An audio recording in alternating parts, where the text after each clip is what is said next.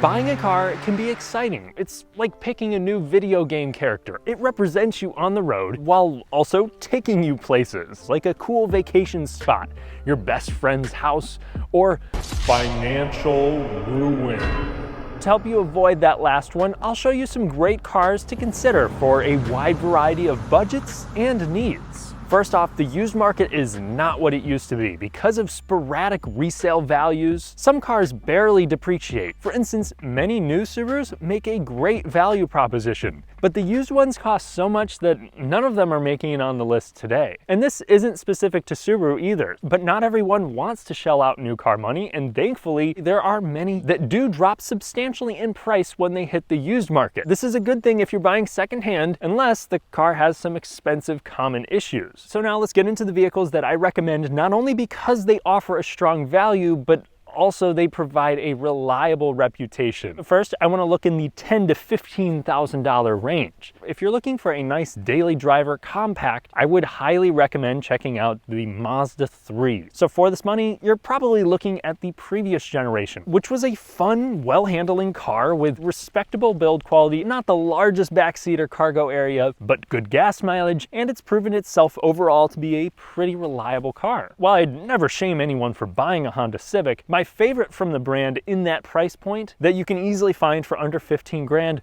would be the Honda Fit. So you'd probably be looking at a third gen. This too offers a kind of playful demeanor, and you can get it with a satisfying and easy to road manual transmission. The naturally aspirated 1.5 liter inline four provides sufficient acceleration, but it's far from spirited, especially when you load the thing up. But it'll be super cheap to run, and that's not the best part about the Fit. It's actually the cargo area. So even though it is a tiny vehicle, it has way more space than you would ever think. Because one, the back seat folds like completely flat, giving you a very tall cargo area, and two, you can actually lift up the rear seat bottoms, dramatically increasing its versatility. Though if you want something a little bit newer, maybe try to find a Toyota Yaris IA. Interestingly enough, overseas, this is a Mazda 2, and just like the Fit, it's also known to be fun to drive, yet very slow and economical. And with Mazda's reputation, it should be a reliable car too that kind of flies under the radar. The next car may not come from a brand known for longevity, but the most recent Hyundai Accent generation doesn't seem to suffer from expensive problems. You can pick them up cheap, it's a modern car, and it will get stellar gas mileage and ride fairly well from what I've heard,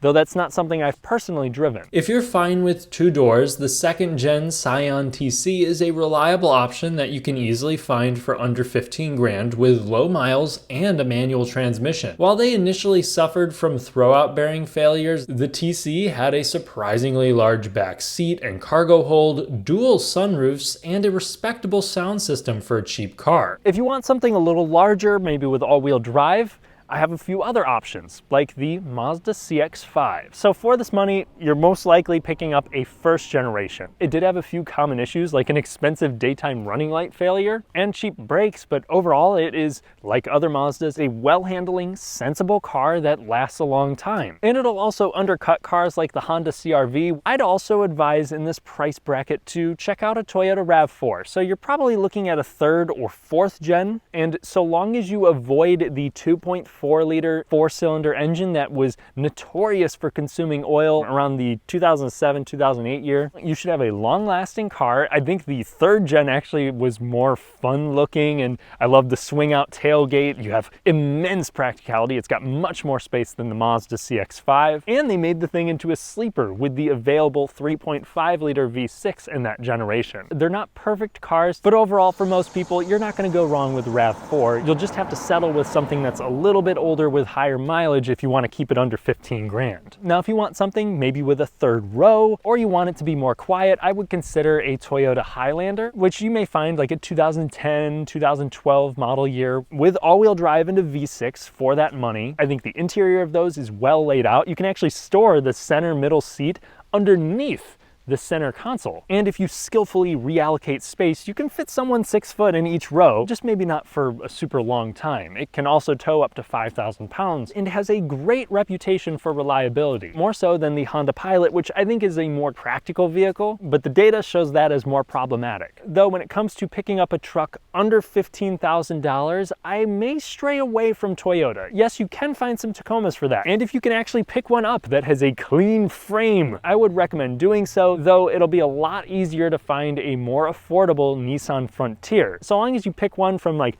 2009 and onward. They shouldn't give you any big problems. The 4-liter V6 is strong. You can get a 4-cylinder work truck grade for cheap too. Now, when it comes to sport compacts, for under 15 grand, even though the prices are wildly inflated from what they used to be, something like a Honda Civic Si, especially the 8th gen, if you can find a clean example, I don't see the value on that going down, and it is a really fun car. I used to own one when they were much cheaper, and despite the car kind of nickel and diming you with random issues, it was a joy to drive. The engines are durable, and Honda doesn't build anything with an 8,000 RPM redline anymore. And if you want something with a little more substance for the money, I would consider an Infiniti G37. That is a comfortable daily driver with great performance and a respectable reputation for durability. Looking for more of a luxury cruiser? The Lexus ES for under 15 grand may be the most comfortable, trustworthy vehicle you can buy. It's front-wheel drive only, but it comes with a silky V6, big space, and comfortable seats. It's based on a Toyota Camry, and it should make for a great highway companion. I'd love to mention cars like the Toyota Camry or Corolla in this list. I would recommend one if you can pick it up for a good price, though for 15 to 20 grand, I think you'll get more with these cars. Now, to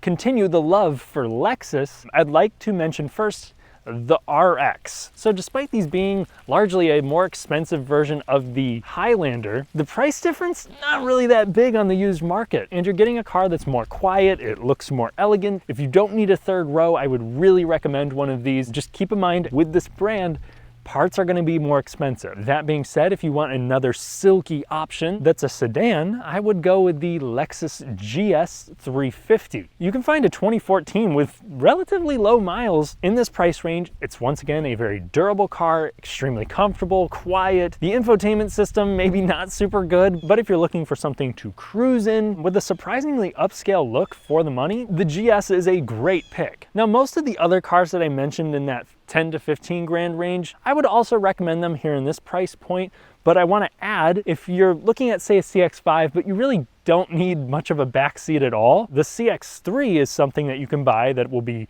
newer with less miles, gets better gas mileage, still fun to drive, very pokey. It may have not been the most competitive when it was new, but that only makes it a better value proposition now. This just barely makes the cut, but I would also recommend checking out a 10th generation Honda Civic. While it doesn't have a perfect reputation, especially if you're looking at the 1.5 liter turbo, it should be a dependable car, but it also handles really well. It's comfortable. It has great space and respectable features. You can easily find one in the $15,000 to $20,000 range, though the price spread is huge, as some dealers are asking crazy amounts for these, but it's a good alternative when the new Honda Civic at the cheapest will cost you like 24 grand. Now, if you're looking for something with insane efficiency and you're okay with a little drop in quality, I would recommend the Chevy Volt. So they killed this thing off a few years back, but you can easily find them for under 20 grand, and its main selling point is that it is a plug-in hybrid, and it actually has a better range than most current models at over 50 miles. So if you have the ability to charge at home, you're not driving super far, you can really cut down on your fuel cost. There was a few common issues with the thing, but nothing too expensive. If you want a full electric, you can go with a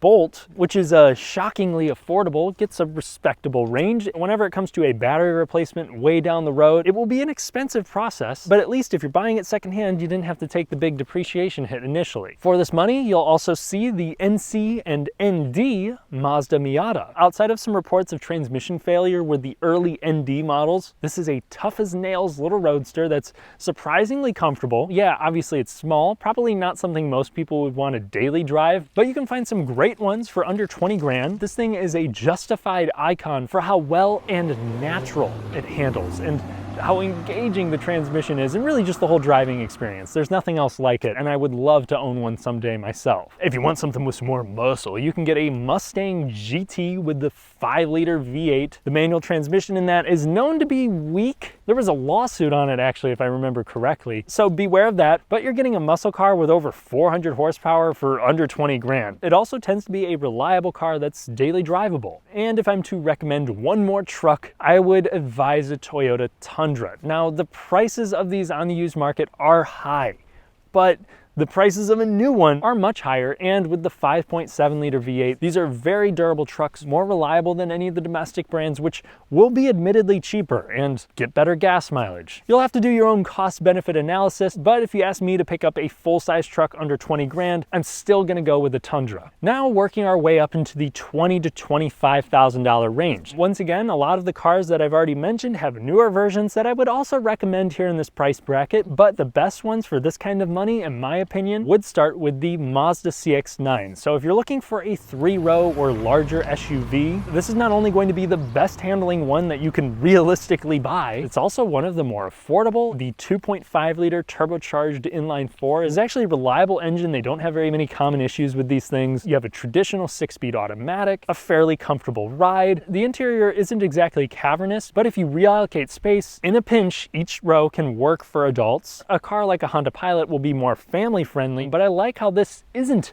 bloated. It feels very manageable on the road. I think if you were looking for the most practical vehicle in this price point, I would steer you toward the Honda Odyssey. A car that did have a fair amount of common issues, but one of the most dependable cars historically has been the Toyota Prius. This also holds its value really well. It's not a whole lot cheaper than it was when it was new, but you have insane efficiency. It was comfortable, had great visibility, and more cargo space than the new Prius, which can be hard to find. Just remember, after like 12 to 15 years, you may have to replace a battery. If you're wanting a reliable V6 cruiser or family sedan for this money, there's one overlooked gem I'd advise: the Toyota Avalon. So that is a very comfortable car with a giant back seat and trunk. For under 25 grand, you can also get like a 2020, which may not have the freshest tech, but it will have most of your modern amenities and a really sharp look. You can even get one in a hybrid as well. Some more sporty options to consider. I think the Camaro SS with the manual transmission, which does not have cylinder deactivation or anything like that, is a great option for under 25 grand. It handles really well. Yeah, the visibility is awful and it's not a practical car, but if you're looking for something to take on a track, you'll have well over 400 horsepower to work with. If you want something a little more practical, another car I would recommend is the Mark 7.5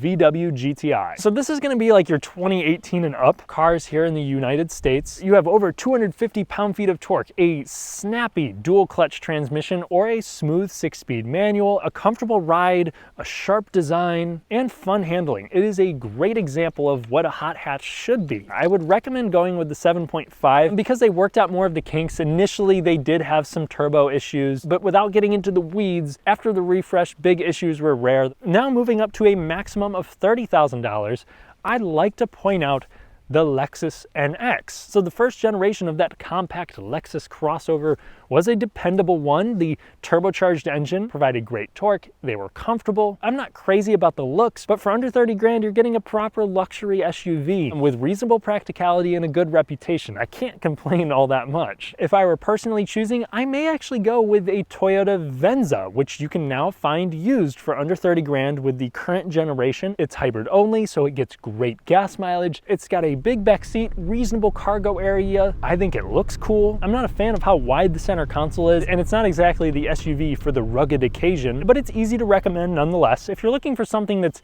incredibly versatile, I will also recommend the Honda Ridgeline. Now, the new models have gotten pretty expensive, so I think it'd be a smart move to pick up a used one for under 30 grand. It offers a commendable trunk underneath the bed. The tailgate swings out. The rear seat also does the fold-up thing. I like that old Honda Fit, and it's also a truck based on a unibody platform. So yeah, it's not the best at off-roading or towing, but it's comfortable and it handles well. Now, if you are looking for something that can tow a big boat and haul like 7 people with a surprising degree of comfort, I would strongly suggest a Toyota Sequoia of the second generation. Most of these came with the 5.7 liter V8 from the Tundra. That thing was in production from 2008 to 2022. And my parents actually bought a used one with like 110,000 miles a long time ago. And they took it to 200,000 miles with no issues to speak of. Yes, they hold their value pretty well. So you'll probably also be looking at a model with 70 to 100,000 miles, but I can attest, do your maintenance. And honestly, I would trust that more than a brand new Chevy Tahoe or Ford Expedition. For 30 grand, either a C5 or C6 Corvette Z06 would be a great platform for a track or daily driver. They're pretty robust, super powerful, lightweight, and manual transmission only. More than likely, these will continue to appreciate. Now, if you're looking for a luxury sedan, there are several that I would recommend. One being the aforementioned Lexus GS. But if you want something that's maybe a little quicker or more fun to drive, I would recommend a BMW 330. You can find one in this price bracket with pretty low miles. BMW has improved their quality over the years. The 2000s were but I'm not going to tell you that it'll be as problem-free as a Lexus. And if you want something a little bit quicker for the same money, you can get a Infiniti Q50 with the 3-liter turbocharged engine. That's a proven motor and transmission. I like the way it looks. I'm not a fan of the interior, and from what I've heard, it doesn't receive the same sort of remarks for handling as the BMW, but for the money, you can find them pretty easily under 30 grand, so I think it's a strong value. So those are the vehicles that I would recommend you add to your shopping list. They're not all my personal favorites, but they do either offer great luxury, fun, efficiency, practicality, or durability for the money. That all said, I want to know which cars out of this list are your favorite, and also which ones I missed. Thanks for watching. If you enjoyed the video, please leave a like to help me sneak my way into the YouTube algorithm. Subscribe and hit the notification bell for more fun, detailed car content without fluff. Check out my Patreon for an additional podcast, and I'll catch you in the next one. Okay, that's enough. Hopefully nobody was watching.